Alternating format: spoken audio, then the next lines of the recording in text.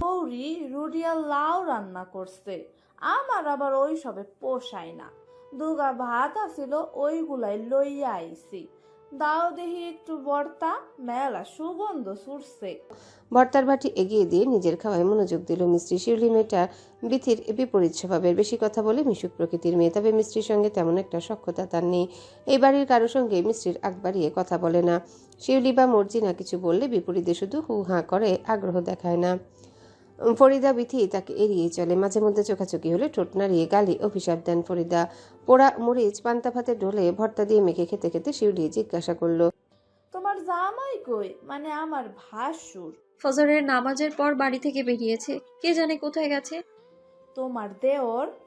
নামাজ পড়ে এসে আবার মনে হয় ঘুমিয়েছে। শুনছি হের নাকি বউ গেছে গা। কে বলেছে? যায়নি, নিজে তালাক দিয়েছে। কেন? কারণ ছিল বলেই হয়তো। তুমি কি কম কথা কও? না তো। তাইলে এমন কইরে থাকো কেন? কারোর লগে কথা কও না, পাতা আনতেও যাও না, রান্দো কি দিয়ে? খড়ি আছে, উনি মিল্টন ভাইকে দিয়ে বাগান থেকে আনান তো। আর পাতা সবাই যা ঝাড়ু দিয়ে আনে তার থেকে অর্ধেক আমায় দিয়ে যায়। তোমারই তো আরামের সংসার, আর আমার ওনার সংসারের ব্যাপারে মন নাই, উদাসীন। কিছু কইলেই কয় আমি কিছু জানি না। যা কর আম্মারে গিয়া কও। তোমরা তো আরো ভালো, শ্বশুর শাশুড়ি স্বামী দুই দেওর নিয়ে ভরা সংসার, কোনো চিন্তাই নেই। মেয়েটা বেজায় খুশি হলো। তোমার বাপের বাড়ি কই? শুনছি এই গ্রামেই নাকি। শুনে জিজ্ঞেস করছো কেন? ধুর, তোমার লগে গপ্প কইরা মজা নাই। বয়সে যদিও আমার ছোট হইবা তুমি, কিন্তু সুন্দর আছো কিন্তু। তুমিও। মেয়েটা লজ্জা পেল। মিস্ত্রি খাওয়া শেষে এটো থালা নিয়ে উঠে গেল। শিউলিও তার পিছু পিছু বের হলো। থালা ধুয়ে কলপার থেকে ফেরার পথে দেখা হয়ে গেল নাজিরের সাথে। তাকে দেখে দাঁত কপাতেই বের করে নাজির হাসলো। হাতের থলেটা দেখিয়ে বলল, মাছ আনছি। কি মাছ? কাজলি মাছ আর গলদা, বেশি না, 1 কেজি করেই আনছি। আজ আমাদের দুজনের ও বাড়িতে যাওয়ার কথা ছিল, আপনি রাজিও হয়েছিলেন। এখন এই মাছ কে কুটবে আর কে খাবে? রাগ করো কেন ময়না পাখি? আইও, এক লগে কাটটা ফেলি। হাটে গিয়ে দেখি তাজা মাছ ফাল পাততেছে, তাইলে ওই আইলাম। তোমার না বড় হইসা পছন্দ, আর নওশাদের পছন্দ কলজি মাছ। খাবে কে? দুপুরে না খাইয়া যাইবা নাকি? বাকি যা থাকবো আমি আর নৌশাদ মিলে খাইয়া ফেলমু। রান্নাঘরে ব্যাগটা রেখে চুলা থেকে ছাই উঠাতে লাগলো নাজির। মিস্ত্রি থালাটা ঘরে রেখে এলো। শীতল কণ্ঠে বলল, আপনারও যাওয়ার কথা ছিল, আব্বা বলে দিয়েছে বউ ভাত পর্যন্ত ওখানেই থাকতে। কাছে থাকতে হইব কেন? বিয়ের দিন পৌঁছা যামু। এবার আর নিজেকে শান্ত রাখতে পারল না সে। মেজাজ বিগড়ে গেল। রাগত স্বরে বলে উঠল, বাবার বাড়ির সবার সামনে আমায় ছোট না করলে আপনার শান্তি হয় না, তাই না? বাকিদের স্বামীরা সপ্তাহের পর সপ্তাহ থাকতে পারলে আপনি কেন পারবেন না? আমার বাহানা শেখান আপনি। নাজির চমকে তাকালো। এই মেয়ের সাহস আজকাল বেড়ে গিয়েছে, সাথে বেড়েছে রাগও। হুটহাট স্বামীকে রাগ দেখায়, চোখ রাঙায়। নাজির দীর্ঘশ্বাস ফেলে বালতির পানিতে হাত ধুয়ে এগিয়ে এলো। চাপা স্বরে বলল, কত বড় সাহস মেরে ধমকায়! পাপ হইব ময়না পাখি।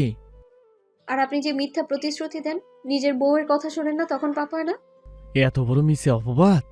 তোমার কথায় উঠি আর বসি, সারাক্ষণ খেয়াল রাখি, সংসারে গাদার মতন খাটাই না। অসুখ হলে রান্দাই খাওয়াই। এই যে টাহা ভাঙ্গায় গলদা এসে আনছি, বাপের বাড়ি যাইতে চাইলেও দেই। তোমার বোনকে জিগাইয়া তো, হ্যাগো জামাই এগুলো করি কিনা। সেই দিন সুজন ভাই কইল ফার্মিদা নাকি পোলাপাইন পেড়ে হুকাইয়া গেছে। হরি ঠিকঠাক মতো খাইতে দেয় না, সারাক্ষণ কাম করায়। ডাক্তারের কাছে না লইয়া কবিরাজের কাছে লইয়া যায়।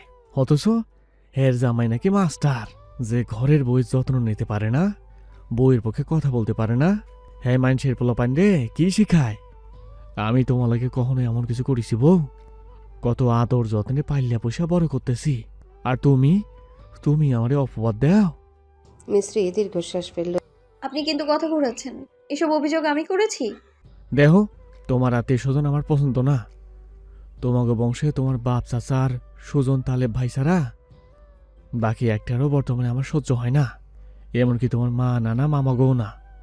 প্রত্যেকবার কিছু প্রশ্ন করে, জমি জামা কতটুকু, গরু কয়টা, ছাগল কয়টা। কামাও কত, চাচাগুলোকে সম্পর্ক কেমন, ভাগে পাইছো কতটুকু, পোলাপান লইয়া ফেলাও, এত এত প্রশ্ন।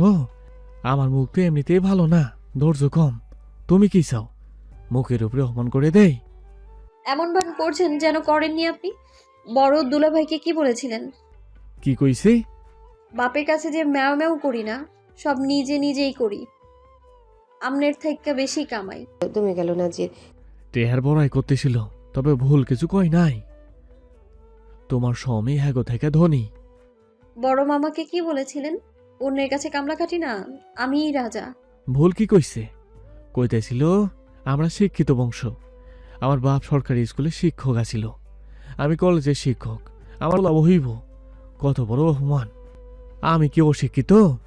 মাধ্যমিক শুধু দেই নাই, অমন বাপ দাদা থাকলে বাংলাদেশ পাশ করে ফেলতাম। আমার ভাই করছে না।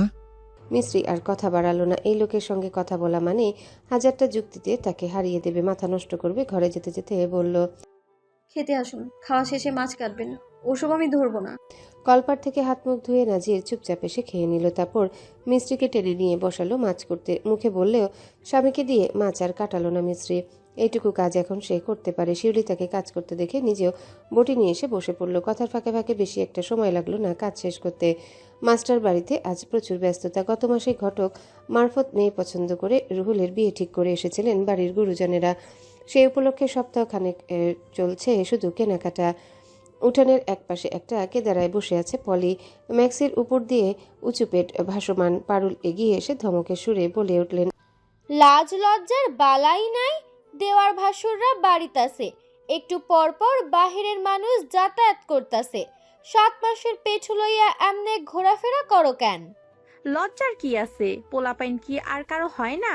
হ্যাঁ গো, বউ বুঝি পোয়াতে হইব না? পারুল চটে গেলেন। মেয়ের চালচলন ভালো না, যার কারণে এই মেয়েকে পুত্রবধূ হিসেবে মোটেও পছন্দ ছিল না তার। নেহার ছেলে জেদ ধরেছিল, স্বামীও বলেছিলেন বয়স কম তাই এমন করে, তুমি না হয় একটু শিখাইয়া পড়াইয়া নিও, বড় হইলে ঠিক হইয়া যাইবে। কোথায় আর ঠিক হলো? দেবর ভাসুর শ্বশুর কাউকে মানে না। হুটহাট শব্দ করে হেসে ওঠে। ঘোমটা ছাড়া সবার মাঝে গল্প করতে বসে পড়ে। এমন বেহায়াপনা তো এই বাড়ির মেয়েরাও করে না। দাঁতে দাঁত পিষে ধমকে সুরে পারুল বললেন, মুখের ওপর কথা কইলে ঘাট ধইরা বাপের বাড়ি পাঠাইয়া দিমু। ভালো হদি পাইয়া সাপের 5 পা দেখছস, ঘরে যাবে হায়া মাইয়া মানুষ। পলি উঠে দাঁড়ালো, যেতে যেতে মুখ বাঁকিয়ে বলল, ভালো না ছাই, আন্নে একটা দজ্জাল বেড়ি মানুষ। পারুল হতভম্ব হয়ে গেলেন। সত্যি সত্যি চেঁচিয়ে বাড়ি মাথায় করলেন। দুপুরের রান্না শেষে মিস্ত্রি গোসলে গেল। নাজির নওশাদের গোসল আগেই শেষ। ভাবির মুখোমুখি তেমন একটা হয় না নওশাদ। কখনো চোখাচোখি হয়ে গেলে সৌজন্যতার খাতিরে যতটুকু বলার বলে। ক্ষুধা লাগলে নিজেই এসে খাবার বেড়ে খায়। আজও তাই করলো। দুপুরের খাবার খেতে বসেছে সে। বেলা অবধি ঘুমানোয় নাস্তা করা হয়নি। নাজির এসে তার সামনে বসলো। নিজ দায়িত্বে পাতে তুলে দিল আরো 2 টুকরো মাছ। সতর্ক কণ্ঠে বলল, তোর ভাবি আজ বাপের বাড়ি যাইব, সপ্তাহখানেক তো থাকবই। হ্যাঁ, রুহিল ভাইয়ের বিয়ে না, নজরুল চাচা আমারও দাওয়াত দিয়েছেন। আয়, পরিকল্পনা বাদ দিয়ে কাল একটা কামাই লাগাই। খাওয়া থেমে গেল। নওশাদের প্রশ্নবিদ্ধ দৃষ্টিতে তাকিয়ে রইল। নাজির সামান্য হেসে বলল, জমির ধানগুলো হাঁটু সমান লম্বা হইছে, লাশ পুতুলে জানবো কেটায়। নওশাদ চমকে ওঠে। ভাইয়ের মনে যে কখন কি চলে সে বুঝতে পারে না। নিজেই তাড়াহুড়ো করতে নিষেধ করলো, কত ফন্দি আটলো, অথচ নিজেই এখন হুট করে এত গুরুত্বপূর্ণ একটা সিদ্ধান্ত নিচ্ছে। নাজির তার কৌতূহল দমাতে বলল, শালারে দেখলে গায়ে আগুন ধরে, মন চায় যা যন্ত্রণা মাইরে দিছে তার 3 গুণ ফিরাই দেয়। কম আরাম তো আর করে নাই। পোলা হারাই এখন মানুষের সহানুভূতি আদায় করতেছে, তলে তলে প্রতিশোধ নেওয়ার পায়তারা করতেছে। শত্রুকে বেশি সময় দেওয়া বিপজ্জনক। তাই বলে কাল 2 দিন পর তোমার পরিকল্পনা বদলায়। হ, কেউ সন্দেহ করতে পারবো না। এই দিনের মতো প্রমাণও থাকবো না। রাতে ফেরার তারা নাই। কেউ যে গেলে কইমু শ্বশুর বাড়ি বিয়েতে আইছিলাম। নওশাদের পছন্দ হলো বুদ্ধিটা। খেতে খেতে জিজ্ঞাসা করলো, কিভাবে কি করবে বিস্তারিত বলো। পরে কমুনা হয়, তোর ভাবিটা আগে দিয়ে আসি। মিস্ত্রির আগমনে এখানে এ 2 ভাইয়ের আলোচনার সমাপ্তি হলো। নওশাদ দ্রুত খাওয়া শেষ করে চলে গেল। দুপুরের খাওয়া শেষে বিছানায় চিত হয়ে শুয়ে পড়ল নাজির। মিস্ত্রি বিরক্তি নিয়ে বলল, সমস্যা কি আপনার? শুয়েছেন কেন? যাব না আমরা? এমন করতেছে যেন তোমার বাপের বাড়ি পদ্মা নদীর ওই পারে। যাইতে যাইতে সারাটা রাত লাগবো। আইয়ো, আমারে জড়াইয়ে ধরে একটু আরাম করো, আবার কবে না কবে ধরতে পারবা। তার কথায় তাকে ফিরিয়ে দিল মিশ্রি। এমন ভান করছেন যেন পদ্মা নদীর ওই পার আপনার শ্বশুর বাড়ি। বউকে বহু বছর ধরে দেখতে পাবেন না। নাজির হেসে ফেলল, তাকে টেনে বিছানায় ফেলে জড়িয়ে ধরে বলল, আমার বউটা মেলা বড় হইয়া গেছে, একটা কথাও মাটিতে পড়তে দেয় না। আপনার থেকেই তো শেখা। আর কিছু শেখায় নাই? আদর্শ শেখায় নাই? না, চেপে ধরে গলায় মুখ গুজল নাজির, গম্ভীর স্বরে বলল, বিয়ে বাড়িতে পরিচিত অপরিচিত অনেক মানুষ থাকবো, কেউ ডাকলে একলা একলা যাইবা না, কাউকে কাছে ঘেঁচতে দিবা না। আগে কি হয়েছে মনে আছে তো? মামা তো চাচা তো ভাইও ডাকলেও যাইবা না, নিজের ভাই ছাড়া বাকি সবার থেকে বিপদের আশঙ্কা আছে। আচ্ছা। দুলা ভাই বিয়েগুলোকেও কথা বলার দরকার নাই, গায়ে হলুদে বরাত যাওয়ার প্রয়োজন নাই। বলেই হলো, কেন যাব না? সুজন ভাইয়ের সময় আমি অনেক ছোট ছিলাম, তালেব ভাইয়ের সময় ছোট ভাইজান হাত ধরে রেখেছিল। এবার বড় হয়েছি, তাই যেতেই হবে, সাথে আপনিও যাবেন। প্রতিউত্তর করল না নাজির, নইলে মেয়ের বায়না আরো বাড়বে। চোখ বুজে ঘুমানোর চেষ্টা করল। শুনশান রাতের অন্ধকার রাস্তা, সবুজ ঘাসের ফাঁকে ক্ষণে ক্ষণে দু একটা জোনাক পোকা জ্বলে ওঠে। দূরে কোথাও কুকুর ঘেউ ঘেউ করছে। গা ছমছমে পরিবেশ। চায়ের দোকানে আড্ডা শেষে টর্চ লাইট হাতে ধান খেতে শুরু আইল ধরে হেঁটে বাড়ি ফিরছিলেন সিরাজুল্লাহ। হঠাৎ কৃত্রিম আলোর সামনে কিছু একটা নড়ে উঠতে থমকে দাঁড়ালেন তিনি। ঠান্ডায় কাঁপতে কাঁপতে ছুড়ে দিলেন প্রশ্ন, কেডারে? মামু আমি, আমনাগো নাজির। ঘুটঘুটে অন্ধকারে আলোটা নাজিরের মুখের উপর এসে পড়ায় সিরাজুল্লাহর মুখভঙ্গি বোঝা গেল না, তবে লোকটা যে অবাক হয়েছে তা তার কম্পিত হাত দেখে ঠিকই আন্দাজ করা গেল। টর্চের আলো একবার নাজিরের মুখে, একবার পাশের ধান খেতে ঘুরে বেড়ায়, তারপর কম্পিত কণ্ঠ থেকে বেরিয়ে আসে প্রশ্ন। তুই এনে কি করস? কয়েক কদম এগিয়ে এলো নাজির, হেসে বলল, বহুদিন দেখা সাক্ষাৎ হয় না, তাই আইয়া পড়লাম। এখন আর আমগো মিহিজান না কেন মামু? টর্চ লাইটের চারিপাশে ঘুরিয়ে কাউকে খুঁজলেন হয়তো সিরাজুল্লাহ। চাদরটা টেনে শরীরে জড়িয়ে নিয়ে একটু পিছিয়ে যেতে পিঠ ঠেকে গেল কোনো কিছুর সঙ্গে। মুহূর্তে লাফিয়ে উঠলেন তিনি। মুখ দিয়ে আওয়াজ বেরোনোর আগেই দড়ির মতন শক্ত করে কিছু গলায় পেঁচিয়ে ধরল কেউ। দুর্বল হাত থেকে সঙ্গে সঙ্গে টর্চ লাইটটা পড়ে গেল কাদায়। দুই হাতে ফাঁস টানতে টানতে গোঙাতে লাগলেন সিরাজুল্লাহ। কাদায় মাখামাখি টর্চ তুলে নিল নাজির। লোকটার গায়ের চাদরে লাইটটা মুছতে মুছতে বলল, নওশাদ, মামুরে কষ্ট দিতেছ কেন? মরে যাব তো, খালি মুখটা বাদ, হাত পা বাঁধতাছি। নওশাদের চোখে মুখে তীব্র আক্রোশ। হাতের নীল রগগুলো ফর্সা চামড়া ভেদ করে যেন চোখে পড়ছে। গামছাটা গলা থেকে আলগা করতে খুক করে কাশতে লাগলেন সিরাজুল্লাহ। কিছুক্ষণ আগেই শ্বাস আটকে গিয়েছিল, আর একটু দেরি হলে হয়তো শেষ নিঃশ্বাসটা বেরিয়ে যেত এতক্ষণে। বার কয়েক কাশতে নির্দয়ের মতো সেই গামছাটা এবার শক্ত করে তার মুখে বেঁধে ফেলল নওশাদ। কথা বলতে না পেরে হাত পা ছোড়াছুড়ি করতে লাগলেন লোকটা, কিন্তু সেই প্রাণপণ চেষ্টাও একসময় ব্যর্থতায় রূপ নিল। পকেট থেকে পাটের দড়ি বের করে নাজির চুপচাপ তার হাত পা বেঁধে ফেলল। তারপর চারিপাশে একবার সতর্ক চোখে দেখে দুই ভাই মিলে জমির আইল ধরে লোকটাকে ধরাধরি করে নিয়ে গেল ধান মিলে। নাজিরের ধান মিলটা বাজারে যাওয়ার শুরুতেই পেছনে ধান ক্ষেত, পাশে বিশাল একটা মাঠ, সামনের রাস্তার উপাশে কাঁচা সবজির বাজার। সন্ধ্যার পর এদিকটা একেবারে নিরিবিলি থাকে। ঘড়ির কাঁটায় রাত 1:30। খুব সাবধানে মিলের তালা খুলে লোকটাকে ভেতরে নিয়ে মেঝেতে ফেলে শাটার আটকে দিল নাজির। গুদামজাত ধানগুলো বিক্রি হয়ে গিয়েছে, ভেতরটা আপাতত খালি। বৈশাখ এলে ব্যবসা আবার রমরমা চলবে। টেবিল থেকে কেরোসিনের বোতল এনে তেল ঢেলে কুপি জ্বালিয়ে অন্ধকার ঘুচিয়ে দিল নাজির। নওশাদ লোকটাকে টেনে তুলে দেয়ালে হেলান দিয়ে বসালো। বড় ভাইয়ের ইশারায় খুলে দিল মুখের বাঁধন। সিরাজুল্লাহ জোরে জোরে শ্বাস ফেললেন। সাহসী এই চোখ জোড়ায় আজ ভয় আর আতঙ্ক খেলা করছে। উত্তেজিত কণ্ঠে বললেন, তোরা আমারে কই আনছস? এটা কি করতে চাইতাছস? আমারে বাঁচছস কেন? খোল কইতাছি, ভালো হইব না কই দিলাম। নওশাদ নিজের রাগ আর সংবরণ করতে পারল না। দেহের সর্বশক্তি দিয়ে নাকে মুখে বসিয়ে দিল এক প্রকাণ্ড ঘুষি। বয়স্ক সিরাজুল্লাহ তাল সামলাতে না পেরে মেঝেতে হেলে পড়লেন। শ্বাস বোধহয় বুকে আটকে গেল। নাক দিয়ে গলগল করে বের হতে লাগলো রক্ত। নাজির ছুটে এসে হাঁটু মুড়ে সামনে বসে পড়ল। এক হাত পিঠে রেখে অপর হাতে বুকে মালিশ করতে করতে মিছে রাগ দেখিয়ে ছোট ভাইয়ের উদ্দেশ্যে বলল, এইটা কোনো কাম করলি তুই? মুরবি মানুষের সম্মান করতে জানোস না? দিন দিন বেয়াদব হইয়া যেতেছোস। তারপর কথার ধরন বদলে নরম স্বরে বলল, আপনি ঠিক আছেন তো মামু? কিছু মনে করেন না, পোলাটাই আপনাকে শিক্ষা পাইছে, এখন আর বড় গো সম্মান করতে জানে না। সিরাজুল্লাহ কণ্ঠে ব্যথা আর রাগ মিশে গেল। কি চাস তোরা? আমার প্লডারে আমার থেকে কাইরা নিয়েও শান্তি পাস নাই? কেন করতাছস এইসব? আমি কি করছি? আমি কি করছে আমার পোলায়? নওশাদ লোকটার কুচকে যাওয়া গাল দুটো চেপে ধরে রাগে ফুঁসতে ফুঁসতে বলল, কি করছো জানোস না? ভালো মানুষ সাজস। এবার আর নাজির তাকে বাধা দিল না। 2 হাত হাঁটুতে রেখে আরাম করে মেঝেতে বসলো।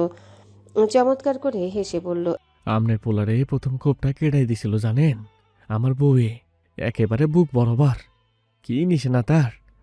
রামদা আমি সপ্তাহখানেক আগেই ধার দিয়েছিলাম, তাই এক কোপে কেল্লা ফতে। আমি যখন বাড়িতে ফিরলাম তখন প্রাণ যায় নাই। গোলামের প্রতি কই মাসে যান আমার পা ধইরা বাঁচা রাখতে করছিল। শেষমেশ বাধ্য হইয়া গলা বরাবর ঢুকাইয়া দিলাম রামদা। রক্তগুলো ফুটন্ত গরম পানির মতো কেমনে যে বুদবুদ করে উঠল। উফ, আপনারে যদি দেখাইতে পারতাম, দেখাইলেও বিপদ হইত। পুলিশের কাছে আবার কইয়া দিতেন। যাই হোক, লাশ গুম করতে কেটাই সাহায্য করছিল জানেন, আমার শ্বশুরে। এক মুহূর্তের জন্য অসাড় হয়ে গেল সিরাজুল্লাহ সারা দেহ। ফ্যালফ্যাল করে চেয়ে রইলেন নাজিরের মুখের দিকে। চোখ দিয়ে গড়িয়ে পড়ল অশ্রু। তা দেখে নাজির মহা খুশি। মজার কোনো কৌতুক শুনলে বাচ্চারা যেমন খুশি হয় ঠিক তেমন ঠোঁটে পৈশাচিক হাসি নিয়ে বলতে লাগলো, মিস্ত্রি হোক মাস্টার বাড়ি মাইয়া, বউ তো আমার এই নাজির সার বউ। আমি এই জীবনে ভরসা করার মতো আর কাউরে পাই নাই। কেউ আমার মাথায় একটু হাতও রাখে নাই। কেমন আছি জিগাই নাই, কেন জিগাই নাই জানেন? আমনে গোলাইয়া তো জিগাই নাই, অথচ বিয়ের পর আমার জীবন বদলাইয়া গেল। ওইটুকু মাইয়া আমারে বুঝাইল, নাজির আর একলা না, নাজিরের লাগে অপেক্ষা করার যত্ন করার মানুষ আছে। আপনাকেও তো তাও সহ্য হইল না। আপনার পোলারে আমি সাবধান করছিলাম না, তাই হলো না কেন? আমার অনুপস্থিতিতে আমার বউয়ের ঘরে ঢোকার সাহস পাইল কই? আপনাকেও আমি কতবার কইছি আমি সুবান আলী শানা, তবুও ভুলটাই করলেন। এইটা হলো তার ফল। আমনের পোলা আমনের লোভে মরছে। হাউমা করে কেঁদে উঠলেন সিরাজুল্লাহ। নাজির মুগ্ধ চোখে সেই কান্না দেখে বলে উঠল, সিরাজুল্লাহ তেলে কাঁদতে পারে? দেওয়ার মতো কোনো উত্তর পেলেন না তিনি। নাজির ইশারা করতেই নওশাদ উঠে গেল। মেশিনের নিচ থেকে নিয়ে এলো একটা হাতুড়ি। নাজির ফিসফিস করে বলল, এইবার পালা আমনের মামু। আমনের পোলারে সহজে মৃত্যু দিলেও আমনের দিমু কঠিন মৃত্যু। এই হাতে আমার মায়েরে শুইছিলেন না, এই হাত দিয়া আমার আব্বার জিব্বাটা কাটছিলেন না, ল্যাংড়া বানাইছিলেন না, এই মুখে আমার মায়েরে লইয়া কুৎসিত মন্তব্য করছিলেন, আর এই ধন দিয়ে। থামলো নাজির। সিরাজুল্লাহর কান্না থেমে গেল। আতঙ্কিত চোখে তাকিয়ে অনেক কষ্টে জিহবা নাড়িয়ে বললেন, নাজির তুই? সব জানি, সোহেলরে মারার থেকে জানি। সত্য কখনো চাপা রেখে যায় না, মানেন তো? ভয়ে কুকড়ে উঠলেন সিরাজুল্লাহ। আকুতি মিনতি করে বললেন, বাঁচলে তো কাউকে কিছু বলবেন? দুটো খুন তো আপনারাও করেছিলেন, সাথে করেছিলেন একজন স্ত্রী, একজন মাকে ধর্ষণ। কই আপনাদের তো কিছু হয়নি, বরং মাথা উঁচু করেই দীর্ঘ বছর পৃথিবীতে ঘুরে বেরিয়েছেন। সব আইন শুধু আমাদের বেলা।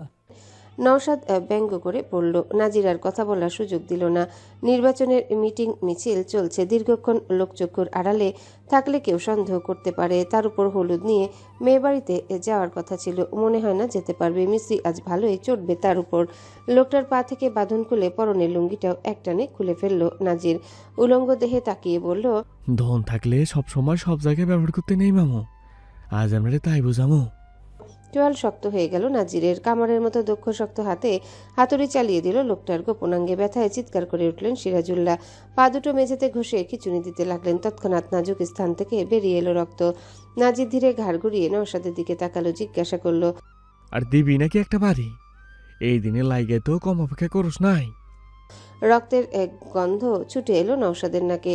রংটা খুব করে যেন তাকে টানছে। ধীর পায়ে এগিয়ে এলো সে। নাজির সরে গেল। সারাশি এনে হাতে ধরিয়ে দিয়ে বলল, বেশি বরাবর দিছি, বেশিক্ষণ মনে হয় বাঁচবো না। ধর, সব কটা আঙুল তুললে ফেলা। বাঁচার আহাজারি আমাকে বাপ মাও করছিল, হনছিল হেরা। যন্ত্রণা কারে কয় বুঝাই দে। সারাশিটা হাতে নিয়ে বসে পড়ল নওশাদ। এতক্ষণ ধরে শরীরে টকবক করতে থাকা রাগ হালকা হয়েছে বোধহয়। কপালে জমেছে ঘাম, হাত খানিকটা কাঁপলো।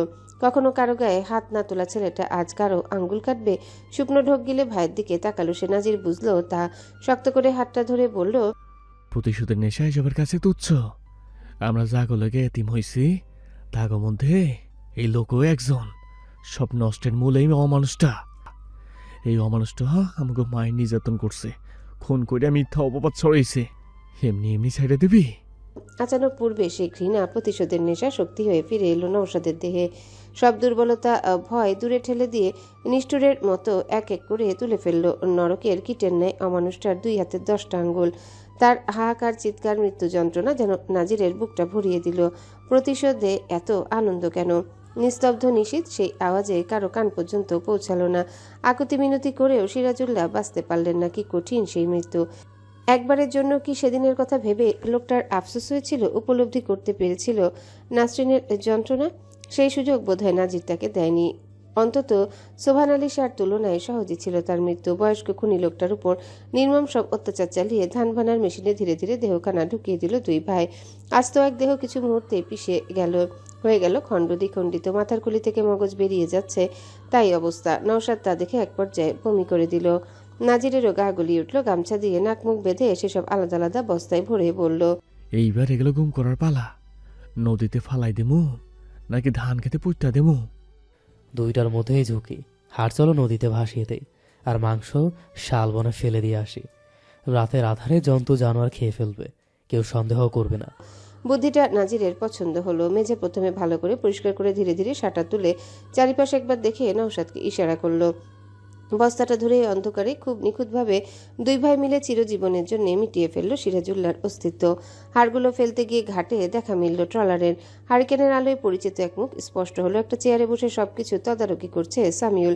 কিছুক্ষণ বাদে ভেতর থেকে বেরিয়ে এলো পারভেজ। নাজির নওশাদের উদ্দেশ্যে বলল, ব্যাগটা আমার হাতে দে।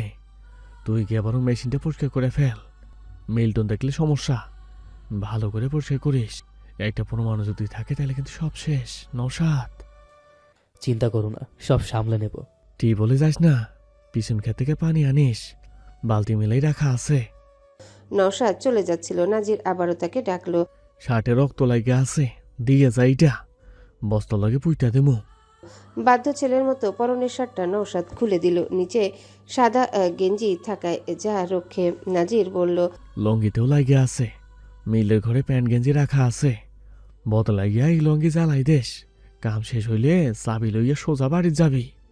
নওশাদ মাথা নাড়ি আবারও বাজারের দিকে চলে গেল। নাজির চুপচাপ সেখানে ট্রলার ছাড়ার অপেক্ষায় দাঁড়িয়ে রইল। মিলে এসে তালা খুলে প্রথমেই নওশাদ ক্ষেত থেকে বালতি নিয়ে পানি এনে মেশিনটা ভালো করে ধুয়ে পরিষ্কার করলো। সাথে আবার পরিষ্কার করলো পুরো মেঝে। বিকালেই বোধহয় কেউ সেচ দিয়েছিল জমিতে, তাই পানির অভাব নেই। এখানে আলাদা একটা ঘর রয়েছে যেখানে কাঠের আলনা আর ছোট্ট একটা চৌকি রয়েছে। পরনের লুঙ্গি বদলে বাংলা প্যান্ট পরলো সে। প্যান্টটা নাজিরের, তাই ভালো করে ফিট হয়ে গেল কোমরে। পেছনে জানালা খুলে কেরোসিন তেল ঢেলে পোশাক দুটো জ্বালিয়ে দিল নওশাদ। যতক্ষণ না পুড়ে তা ছাই হলো ততক্ষণ সেখানেই বসে রইল। তারপর সেই ছাই ঝাড়ু সাহায্যে তুলে জানালা দিয়ে ফেলে দিল বাইরে। সব কাজ শেষ করে কুপি হাতে শাটার তুলে বেরোতে চমকে উঠল সে। বুকে থুতু ছিটিয়ে ভয়ার্ত কণ্ঠে বলল, আপনি কে?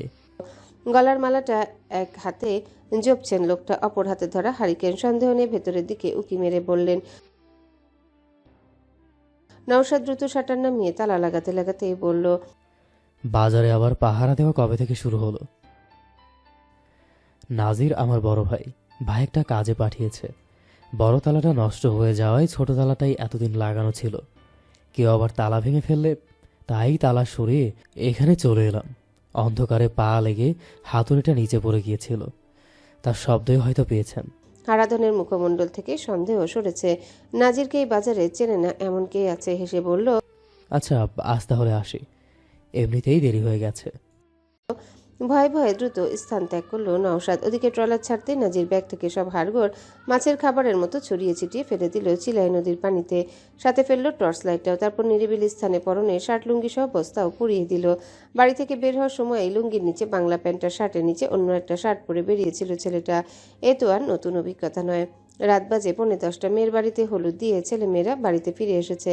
বড় ফুপুর স্বামী ইকরাম হোসেন উঠানের মাঝখানে একটা চেয়ারে ধপাস করে বসে পড়লেন। দৌড়াতে থাকা সুজাতাকে ডেকে বললেন, তোর দাদাই কই? ডাক্তারে। সুজাতা দাদার কান পর্যন্ত সে কথা পৌঁছে দিয়ে আবারও খেলাতে মেতে উঠল। দুলাভাইয়ের ডাকেও নজরুল আলম এলেন। ইকরাম হোসেন নারাজ হলেন এতে। অদূরে দাঁড়িয়ে থাকা সুজনকে দেখে ডাকলেন, সুজন। প্রবীণ আত্মীয়দের সঙ্গে কথা বলছে সুজন। পাশেই দাঁড়িয়ে আছে নাজির আর রুহুল। দেখে বোঝা যাচ্ছে ছেলেটাকে জোর করে নিজেদের কাছে দাঁড় করিয়ে রেখেছে তারা। ফুপার ডাকে পেছনে ফিরে তাকালো সুজন। বিড়বিড় করে বলল, ওই যে ডাক পড়েছে, প্রত্যেক বিয়াতে এই বেড়া ঝামেলা করে, আব্বার কানে গেলে নির্ঘাত কাজে লাগাইব। ফুপার কাছে এসে দাঁড়ালো সে, হেসে বলল, সব ঠিকঠাক তো ফুপা? বাড়ির বড় পোলা তো তাই একটু ব্যস্ততা চাইতেছে। ইকরাম হোসেন দুই হাত বুকে গুজে নারাজ কণ্ঠে বললেন, কিচ্ছু ঠিক না। তোর আব্বারে সেই কখন ডাকলা, কিন্তু আইলই না। আমারে কি এরিয়া চলতেছে? আমার কি মান সম্মান নাই?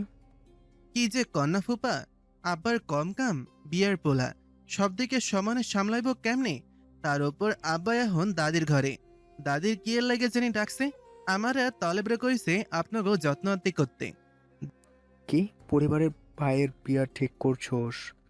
অতিথি আপ্যায়ন কেমনে করতে হয় জানে না? এসে আমি গেলাম, কেউ আইয়া একটা পর্যন্ত কথা কইল না। আয়োজনও খারাপ, পাতলা ডাইলের মতো খিচুড়ি রাঁধছে, না হয়েছে চাল না হয়েছে লবণ। নর্তকী বংশ, ওই বাড়ির মাইয়া এই বাড়িতে আইয়া কি এর সংসার করব? আমি হইলে এতক্ষণে বিয়া ভাইঙ্গিয়া দিতাম। কি বলবে বুঝতে পারলো না সুজন। তিন ফুপার মধ্যে সবচেয়ে জাদ্রেল আর না কুচু হচ্ছে বড়জন। কিছু বললেই তালকে তিল করতে ওস্তাদ। শ্বশুরবাড়িতে হওয়া প্রত্যেক অনুষ্ঠানে ত্রুটি খুঁজতে ব্যস্ত। তাকে চুপ থাকতে দেখে মুখ বাঁকালেন ইকরাম হোসেন। অদূরে সবার সঙ্গে হেসে কথা বলতে থাকা নাজিরকে দেখে বিরক্তি নিয়ে তোর বললেন, চাষাই এ কেমন পোলার লগে মাইয়া বিয়া দিছে? শ্বশুরবাড়ির প্রতি কোনো দায়িত্ব নাই। মাত্র সাহেব সাইজা এসে আইয়া একটু দেখ সাক্ষাৎ করা সালামও দেয় নাই। এক নম্বরের প্রেয়াদব। দাদাজানের দিছে, দাদাজানের সবচেয়ে প্রিয় নাচ জমাইয়া ছিল। আপনার লগে তো মনে হয় আগে পরিচয় হয় নাই, তাই হয়তো। চেনে না আমারে? কেন চেনে না? এটা কি তোকে দায়িত্ব আসিল না? কয়েকদিন আগেও না একবার কথা হইল। আমি ডাইকা আনতাছি, আপনি বহেন। গোসল করার পরেও রুহুলের মুখটা হলুদ হয়ে আছে। ভিড় কমতে গামছা দিয়ে ডলতে ডলতে বলল, সবাই বেরিয়ে গেছে, তুই যাস নাই কেন? কই আছিস এতক্ষণ? কাজ ছেড়ে পাশের এক টিউবওয়েল থেকে হাত মুখ ধুয়ে এখানে চলে এসেছে নাজির। খুব ক্লান্ত লাগছে তার, ভেতরটা কাঁপছে, একটু বিশ্রাম চাইছে শরীর। গোসল করতে পারলে হয়তো আরো ভালো লাগতো। গা ঘিন ঘিন করছে। এত বড় একটা কাণ্ড ঘটিয়ে আসার পরেও কেউ স্বাভাবিক থাকতে পারে, অথচ নাজিরকে থাকতে হচ্ছে, করতে হচ্ছে অভিনয়। চুলে হাত চালিয়ে বলল, আমি ব্যস্ত মানুষ, এইসবে যাওয়ার সময় আছে? কি এর ব্যস্ততা? করস্ত খালি ফাতরামি আর বেয়াদবি। নিজের কথা কইলি? রুহুল রেগে গেল। কড়া উত্তর দেওয়ার পূর্বে সুজন এসে উপস্থিত হলো। সেখানে বলল, তুই ফুপারে দেখা সালাম দেস নাই কেন? বেয়াদবি না করলে ভাল লাগে না বান্দর? বইনের জামাই লোকে এমনি কথা কও, সাহস তো কম না তোমার? মাইয়া বাড়িতে যাইয়া এমনিতেই মন মতন আপন না পাইয়া রাইগে আছে। আয় একটু কথা কইয়ে যা, ভদ্রভাবে কথা কইবি। এই বেটা বেয়াদব, উল্টাপাল্টা কথা কয় খালি। লগে তো চুকল খুঁড়িও আছে, আমার এসব পছন্দ না। তোরেও তো পছন্দ ছিল না, তবুও বইন দেয় নাই। কত বড় খারাপ, মুখের উপর হাসা কথা কইয়া অপমান করে। তুই যখন কস। রুহুল কথার মাঝখানে বলে উঠল, আমার বিয়ার সময় যদি কোনো আমার বিয়ার সময় যদি ফুপায় কোনো ঝামেলা করে, তাইলে কিন্তু ভালো হইব না ভাইজান। আব্বারে কইয়া দিও, কম মান সম্মান তো ডুবাই নাই, আল্লাহ জানে। আমগো দাদার সব কয়টা জামাই এত ইতর হইল কেন? জামাই হওয়ার পর সবাই ইতর হইয়া যায়, এ আর নতুন কি? ঘরে যা, নাজির আয়। নাজির মুখ ফিরিয়ে নিল। দালানের দিকে যেতে যেতে বলল, আগে আমার ময়না পাখির লোকে দেখা করে আসি, কয়দিন ধরে তারে দেখি না, বুকটা সলাং সলাং করতেছে। কতদিন মানে? কাইল হাইন জানা দিয়া গেলি? নাজির উত্তর দিল না, সোজা চলে গেল দালানের দিকে। সুজন পুনরায় দীর্ঘশ্বাস ফেলল। এক একজনের এক এক বাহানা আর রং দেখতে দেখতে বিরক্ত সে। রুহুল যেতে যেতে বলল, এইটা আরেকটা নাতি, দুনিয়ার শুধু ওরই বউ আছে, আর কেউ নাই। মাসুমের দিকে দৃষ্টি যেতেই হতাশ কণ্ঠে ফের বলল, এ অভাগারও তো নাই। হলুদের শাড়ির বদলে সালোয়ার কামিজ পরে হাফ ছাড়লো মিশ্রি। চুলগুলো জবজবে ভেজা, ফ্যানের নিচে বসে তা শুকাতে দিল। দরজায় টোকা পড়তেই মাথায় ওড়না টেনে দৌড়ে এসে খুলে দিতে চোখ মুখ কুচকে গেল। নাজির ধমকালো, কেডা নাজি গিয়ে দরজা খুললা কেন? আপনি আসতে গেলেন কেন? একেবারে কাল এলেই তো পারতেন। স্ত্রী রাগ করেছে নাজির বুঝতে পারলো। ঘরে ঢুকে বিছানায় বসলো। শার্টের প্রথম বোতাম দুটো খুলে বলল, তুমি ওই বাড়িতে গিয়েছিলা? শুধু কি আর গিয়েছি? জিজ্ঞেস করুন কয়টা প্রেমের প্রস্তাব পেয়েছি। কয়টা? কুঞ্চিত কপাল টান টান হলো মিশ্রির। স্বামীর সামনে বসে গদগদ কণ্ঠে বলতে লাগলো, সঠিক গুনতে পারিনি, মাঝখানে হাসান ভাই এসে বাগড়া দিয়ে দিল সব। তবে ভালোই পেয়েছি। নতুন ভাবির ভাই তো সরাসরি একটা গাঁদা ফুল দিয়ে বলল, তোমায় দেখতে পরীদের মতো লাগছে। নাজিরের ভালো মেজাজটা চটে গেল। তাতে দাঁত পিষে বলল, হাসান ভাই আবার কোন গোলামের পুত? মুখ খারাপ করবেন না, বড় ফুপুর ছেলে তিনি। একসময় আমার কাজল আপাকে পছন্দ করতেন। দাদা জান আবার ভাই বোনদের মধ্যে বিবাহ পছন্দ করতেন না। যতই মামাতো ফুপাতো হোক, ভাই বোন তো ভাই বোনই হয়, তাই না? ফুপা প্রস্তাবও দিয়েছিলেন, কিন্তু দাদা জান তার মাস দুয়েক পর অন্যত্র আপার বিয়ে দিয়ে দেন। সে থেকে বিয়ে ছাড়া হাসান ভাইকে আর এই বাড়িতে আসতে দেখা যায় না। তবে আমার বিয়েতেও আসেননি তিনি, এমনকি ফাহমিদা আপার বিয়েতেও না। ফুপা তো সেই থেকে আমার বাপ চাচাদের উপর নারাজ। একে নিয়ে নাজিরের চিন্তা কমলো খানিক, কিন্তু কনের ভাইয়ের উপর থেকে রাগটা গেল না। কাল বেটাকে এসে দেখে নিবে। এবার শার্টের কলারের রক্ত কেন? কোথায় কেটেছে আপনার? কিভাবে কাটলো দেখি? নাজির ভরকে গেল। মিস্ত্রি দ্রুত এগিয়ে এসে শার্ট টেনে দেখতে লাগলো। গলা হাত বুক দেখেও ক্ষতের সন্ধান পেল না কোথাও। নাজির উঠে গিয়ে আয়নায় দেখলো খুব গুরুতর নয়, বরং সামান্যই ছিটে এসেছে। কিন্তু কিভাবে এলো? উপরে যেই শার্ট ছিল সেটা তো ওখানেই। সে যাক, আর কেউ দেখেনি তো? চিন্তায় অস্থির হয়ে উঠল মিস্ত্রি। তার সেই অস্থিরতা দেখে সন্ধিহান কণ্ঠে জিজ্ঞাসা করলো, সত্যি করে বলুন তো কোথায় ছিলেন? কি অঘটন ঘটিয়ে এসেছেন?